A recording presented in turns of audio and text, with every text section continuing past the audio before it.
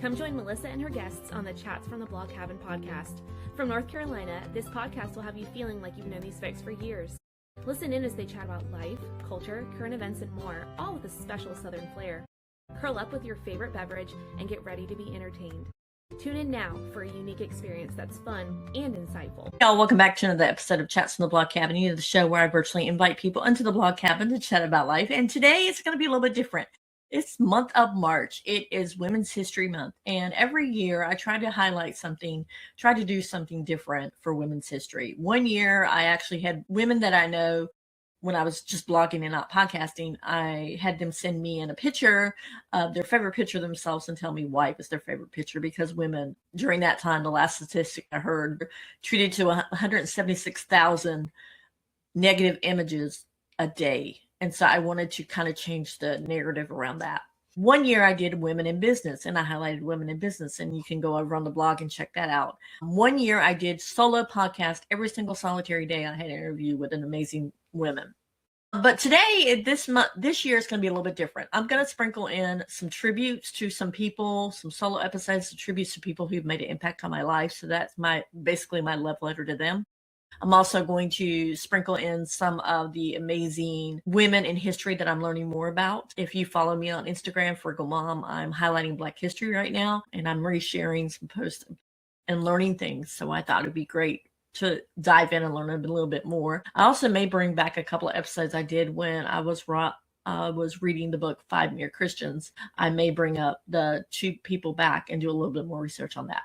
But today, I digress. And then also we'll have interviews as well with women. It's just not going to be a solo, every single solitary day, a solo episode for me. It's not going to do that.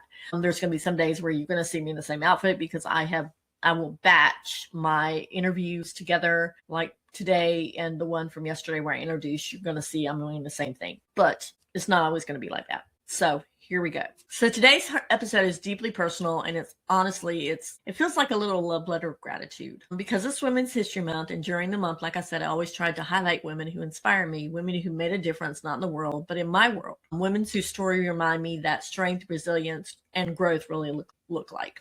And I see a lot of resilience in the interviews I've already done for Women's History Month. So today I'm highlighting one of those women. Anybody that knows me knows I'm a big Real Housewife fan. I love Real Housewives. I love reality TV. Anything Bravo puts out, basically I'm watching. I've not yet started watching The Valley Persian. We need to go back and start watching Atlanta again because I stopped watching Atlanta because of all the new characters rolling over. But I'm going to go back and watch that. And right now I'm kind of at a loss because Salt Lake City's not on anymore. So Married to Medicine wasn't on this week. And Potomac wasn't on this week because of the Super Bowl. Like I said, I'm recording this in February. And Beverly Hills is the only one. So I'm waiting patiently tonight. It's Thursday for Beverly Hills to come on. Which brings me to Beverly Hills. Now, the woman that I'm highlighting today is one that I think she was on Beverly Hills for 3 seasons or 2 seasons, but she really sparked something in me. I think the reason why it did was because of some other external circumstances. So let's get into it.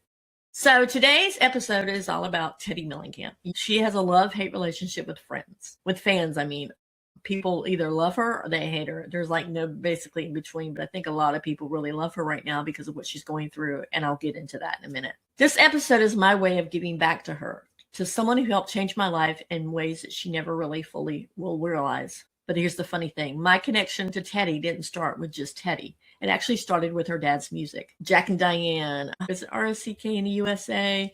There were some other songs that he's done, but Jack and Diane's like the biggest one that everybody knows. As a matter of fact, I think it's funny that on Blackish, they have their twins named Jack and Diane, like as a homage to him. So I really think that's cool. So long before I even knew Teddi's name, I was listening to John Mellencamp. He was John Cougar at one time. He was John Cougar Mellencamp, and then he was John Mellencamp. But he's even endeared me even more now because I saw where he posted about how he loved the Super Bowl halftime show, and he didn't see anything wrong with it. It was music, and he got it. He understood it. So his music carried me through different seasons of my life. These songs were about resilience, about heart, about pushing forward, about small town living, even when life feels heavy. And I love the fact that they were about small town living because I'm a small town girl, just a small town girl, I'm a small town girl. I would listen while I was walking. Basically, I was riding. I was going to school, riding the school bus. We were able to use the Walkmans at the time. We didn't have cell phones. I had Walkmans at the time, and I really enjoyed his music. It was about lyrics, about grit and growth, and settled into my soul before I even realized it.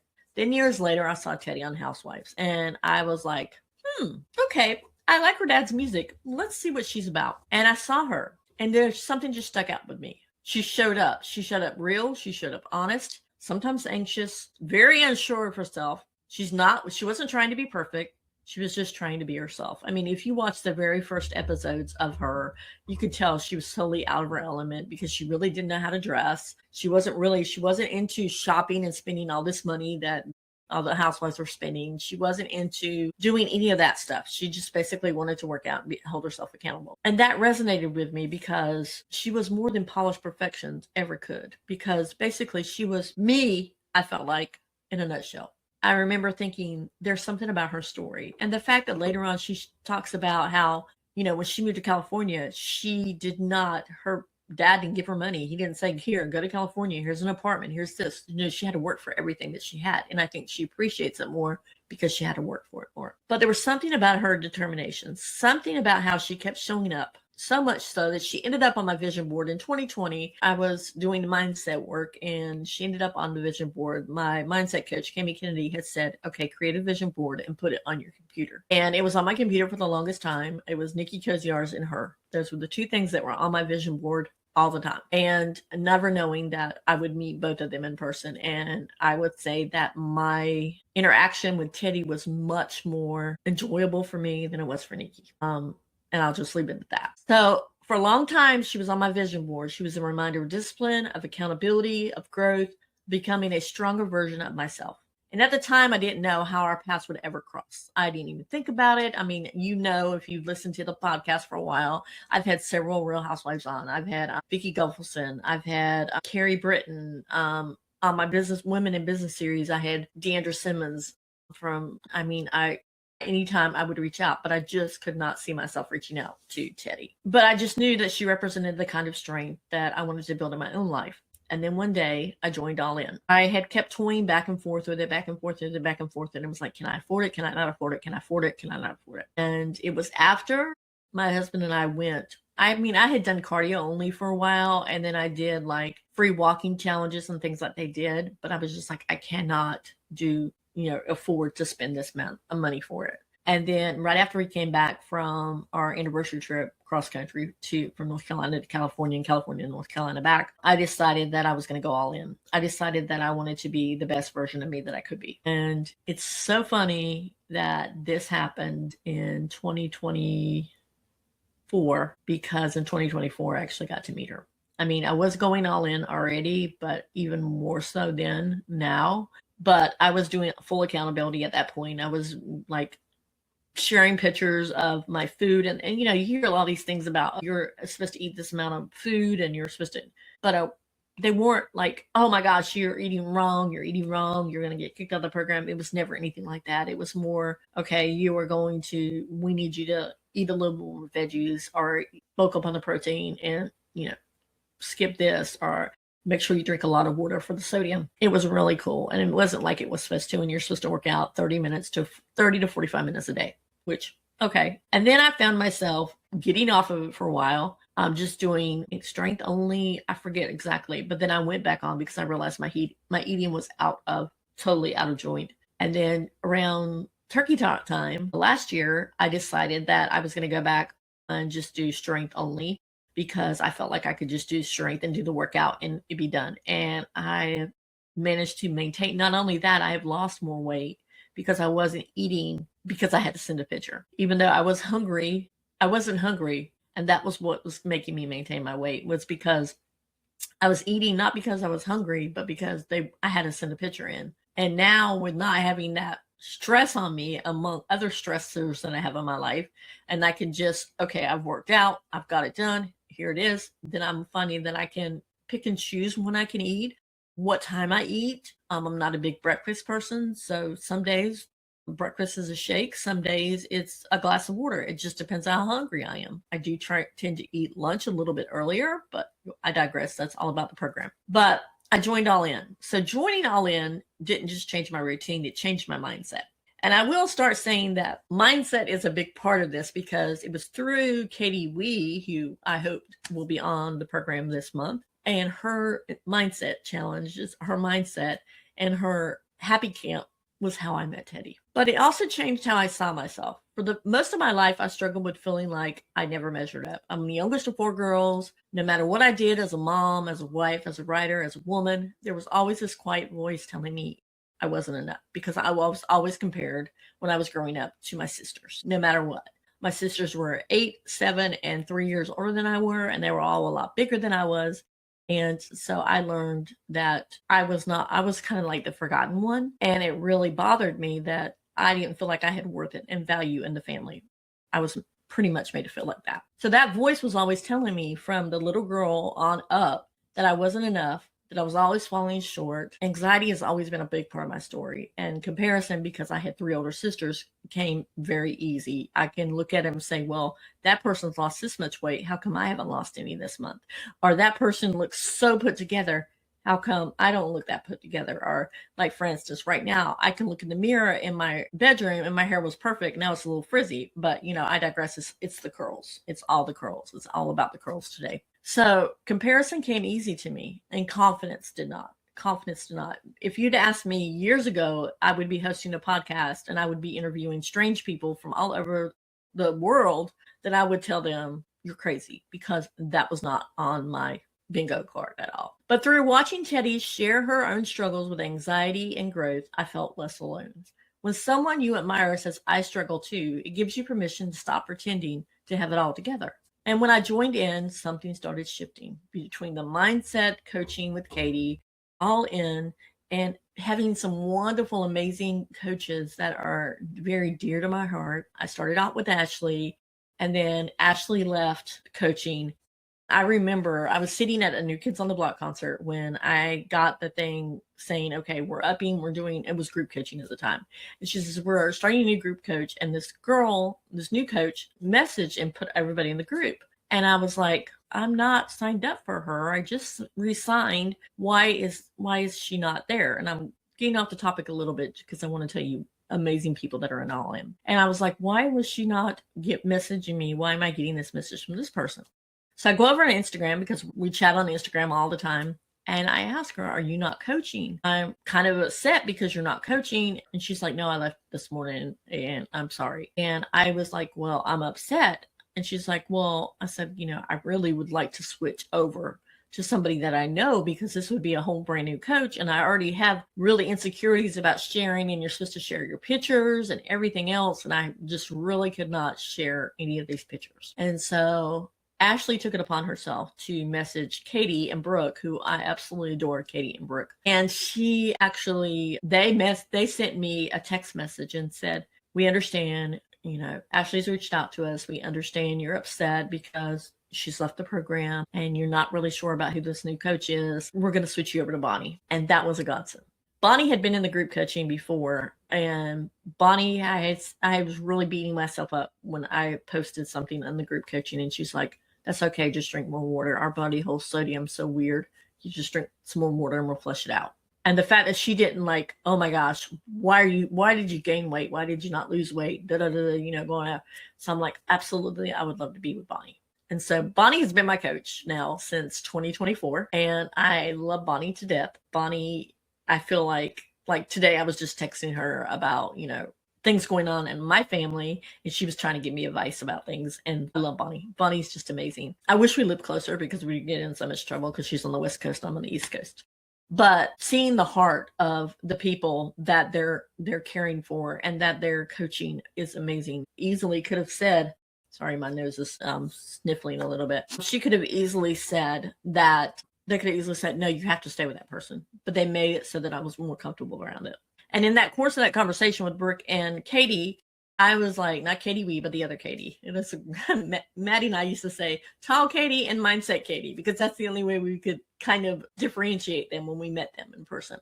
But in the process, I said, well, I'm going to Happy Camp, and that's out of my comfort zone. And they're like, oh my gosh, we are too. We can't wait to meet you, and all this stuff. And it was really, really, really, really, really sweet. Really sweet. And so slowly it became deeper than that. Like I said, I started showing up for myself consistently. It's accountability, it's movement, it's structure, it's seeing things in a different way. And you have your coach that are like always, always, always sending you positive messages first thing in the morning. I mean, how can you imagine opening your phone first thing in the morning and seeing a positive message? I mean, it just sets your day off great. So I started finishing what I started. I started proving to myself that I was capable, and every small victory chipped away the belief that I didn't measure up. And there's another layer to our story which resonated with me as well.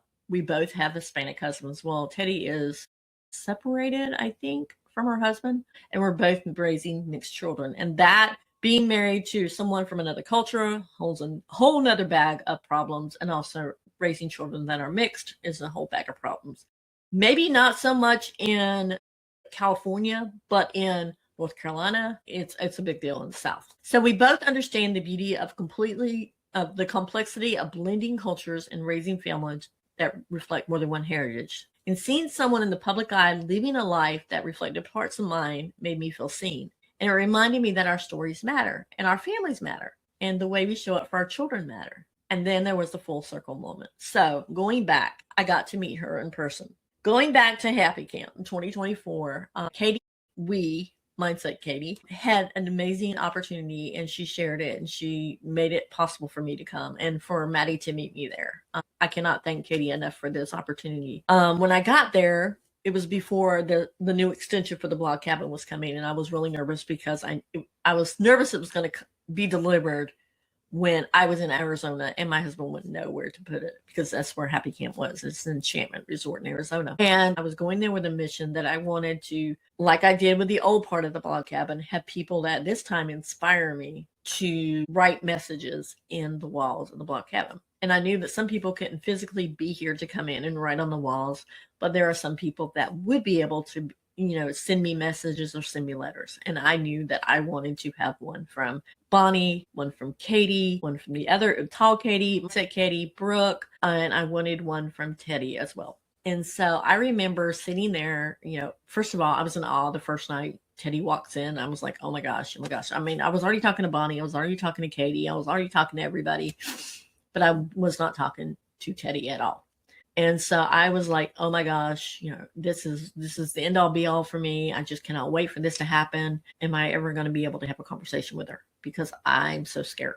So the next morning we get up and we go, and there's like a morning session at Happy Camp. And so we go, and Brooke and Katie, are over there looking at the swag, I should say, like stuff, the merchandise for sale. That's what it is, merchandise for sale. And I walk over there and I start talking to them. And for me, that's a lot for me to get in a social situation and talk to people. And I was like, okay, I want something. I need to ask you guys something. And I literally almost start bawling. And I just and they're like, oh my gosh, what's wrong? And they're like petting my arm. Are you okay? What's going on? And I'm like, okay. I have a blog cabin, and we're getting a new part put in. And I would love for you to write me a letter of encouragement and put it in the wall in the blog cabin. Would you do that? And Katie and Brooke were like, absolutely, of course, yes, we'll do it. I adore them. I wish I hadn't met Brooke before I'd gone to Pittsburgh that year, because we would have hung out with her in Pittsburgh. And then I said something. I was like, I'm really scared. I want to ask Teddi, but I don't want to, kind of interfere or put her out of place or be a burden to ask her to do something when I'm not sure she'd do it. And Katie's like, don't worry about it. I got you, girlfriend. She's like, I will ask Teddi for you, and I will make sure that Teddi writes it and personally delivers it to you. So I go on thinking nothing about it, because I am like, oh my gosh, I cannot believe that I actually asked them to ask for her. Well, fast forward to dinner that night, and we walk in, my daughter and I do. And next thing I know, Teddi is making a beeline to me. And she writes the most sweetest, most loveliest letter ever. And I actually have that note framed. I actually made a copy and put the copy in the wall, but put the original post put the original note in a frame so that I can look at it. And she was just lovely. And I ended up spewing my whole story out to her during this time. I told her how when I was 7, my mom and my sister both said that I wasn't pretty and that they were going to, they were like literally telling me nobody would ever call me pretty in my life, and that's how I defined myself, and how I didn't feel like I had worth because I wasn't pretty, and that nobody would ever call me pretty, and how that played on my psyche, and how it defined who I was as a mom and a wife and a woman, and literally just verbal diarrhea all over her. I mean, literally, that's all I can say. And tears were in my eyes when I was talking to her, and I was just bawling as I was telling her this. And she was holding my hand the whole time. And she looked me in her eyes. And she was just so sweet and so amazing. And she said, thank you. Thank you for telling me how much All In has meant to you. Because I told her how it changed the perception of how I see myself, how I change how I show up in the world, how I change how I show up as a mom, how I change just as I show up as a woman. Confidence in me. When you have someone that believes in you and that pours into you, that confidence is everything. And guys, that note was the loveliest note ever. And then the next day, she had to leave to go to a horse show here on the East Coast. And when she left, I didn't see her the next day, and I didn't see Bonnie because Bonnie had to go home too. We were getting breakfast and we were waiting for the bus to take us back to the airport because we were leaving out that early that morning. MG, who has been on the show, she's one of the coaches of All In, who I absolutely adore. MG, she was on the allergy podcast, so I will share that podcast link in the show notes. But when we were getting ready to leave, MG's like, well, that's not it. It was MG, Jen, Katie, and Brooke. They were all 4 sitting together. And they're like, oh my gosh, we got something. Teddy left something for you. Wait. Teddy left something for you. And I'm like, okay, whatever. And Teddy had left me the night before we had done painting our feelings. And Teddy had left me her picture. And Brooke loved Teddy. And that is also up on my office over there in the transition hallway, I call it, because that's where literally I started believing myself. It's like a whole metaphor of, the old blog cabin to the new blog cabin, and there's a transition hallway between the two because we couldn't put them back to back together like I wanted to, but it worked out because that's my transition. And she left me that painting, and I bawled when I got the painting too, and I'm like, oh my gosh, I'm just bawling, and I've created such amazing friendships with these people that I just adore so much. So as I was talking to her and I was standing there face to face with her, she didn't know she was on my vision board. She didn't know anything about me. All she knew was that I had wanted her to write this note and that Brooke and Katie had asked her. That's all she knew. She knew I was all in, but she didn't know anything else. And then she proceeded to tell me during this time, because every once in a while I do comment on our story on Instagram or comment on a post, and she's like, you were always so kind when you comment, and I recognize when you comment, you're just so kind and so sweet and so intentional about what you say. And I'm like, oh my gosh, she knows who I am on Insta. Freaks me out even more, when you have your person that you look up to and you aspire to, and you realize that, you know what? There was a reason why you were drawn to that person, and now you know. So she was exactly who I hoped she would be. She was beautiful. She was humbling for me. She was authentic. She was kind. She was grounded, and then she was real. And that gets me to another reason why I knew I wanted to start Women's History Month with a tribute to her. This past week, they were recapping the Valley Persian, her and her guest, her co-host, Tamara Judge. I know a lot of people have opinions about Tamara too. And they started out the show. Hey, Teddy, how are you? And she starts bawling. And I heard her cry, and my heart broke for her on Two Teas in a Pot.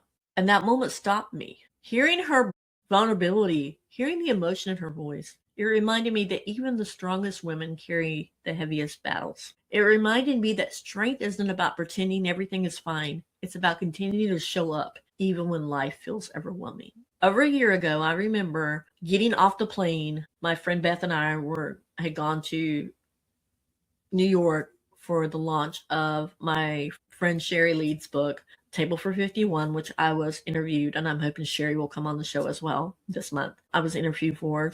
She traveled every state in the U.S. and sat down with one woman either she had very little contact with or knew them through business, or knew them, they were friends of a friend, or somebody she hasn't seen in years. And she would sit and have dinner with them. We're table for 51. And I was in North Carolina. She'd reached out to me, asked me would I be a part of it. I was like, absolutely. Didn't think that I was even going to go to the lunch party. Then I had my friend Beth come with me. And so we went to the lunch party.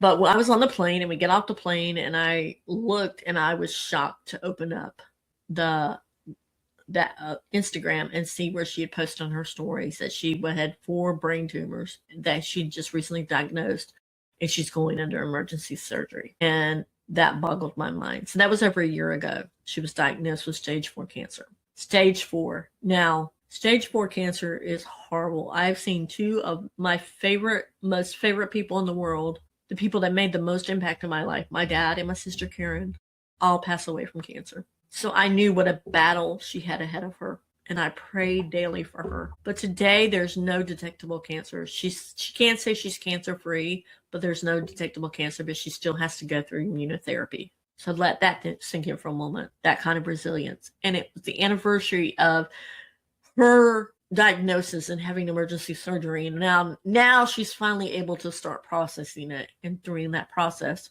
she's bawling. But that's fight. And then she even did Masked Singer and did Fight Song, the very first song, and then did Jack and Diane for the second song. That kind of faith and determination deserves to be honored.